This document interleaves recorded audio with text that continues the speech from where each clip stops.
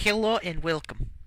If you are watching this, then you have been chosen to be part of a select few that will witness the first test of my new invention. Or you are watching this on YouTube. Either way, allow me to give you a bit of information about myself first.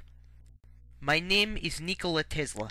I was born on July 10th, 1865 in Smiljar, Serbia. I have been credited with inventing such common devices as the radio, alternating current, and expanding knowledge in the fields of nuclear physics, robotics, and radar, to name just a few. But enough about me. Let me get to the part that everyone has been invited here to see. Behold, my latest and greatest invention, the Peace Ray. This device is the newest and most revolutionary in a long line of weapons designed and built by mankind. You see, as these reenactments will demonstrate, my device is far superior to any weapons of yesteryear. In ancient times, the only item of choice was a blunt object, usually either thrown or swung by hand. However, both are not very effective against large groups of enemies. Next came the rifle, and then the handgun, both of which did have a major effect in terms of forging the world that we know today. However, the same problem occurs in terms of multiple enemies. But now I have changed the entire scope of weaponry with the Peace Ray, the greatest weapon ever conceived. And now I shall explain how this device works. Now, the basics of how this ray works are simple.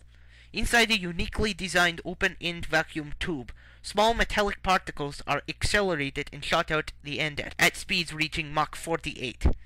In short, my ray is a giant electrostatic generator, and the majority of the tower and base is to bring these small particles, which are tiny balls of mercury, up to the required speed for a lethal effect.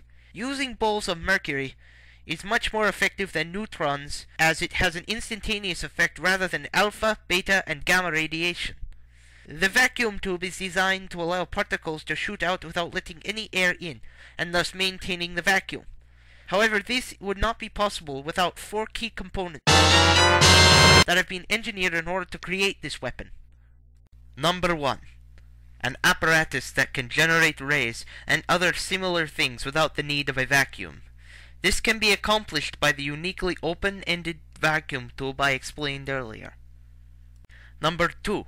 A method or device that can create large amounts of electrical potential, around 60 million volts, or 60 megavolts.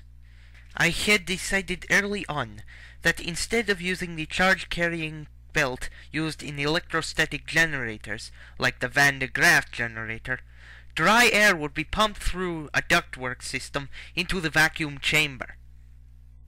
Number 3. A way of amplifying the processes in the second key invention. And finally, number 4. A device that is able to produce a huge electrical repelling force, and would rely on the other 3 items to work flawlessly in order to operate at full capacity. The 4th invention is referring to the inner conduction component, which is inside the element of the ray, and which generates the electrical energy that the weapon depends on to fire. But I digress. It is time for the first test run of the weapon. You are all about to witness history in the making. Now, follow me.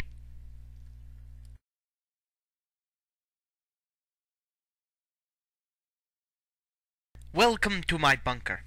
We'll be safe from any unexpected effects of my death ray in here.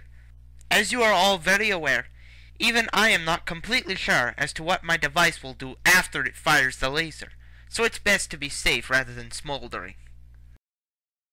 Okay, this is it. The moment of truth. Will my invention work?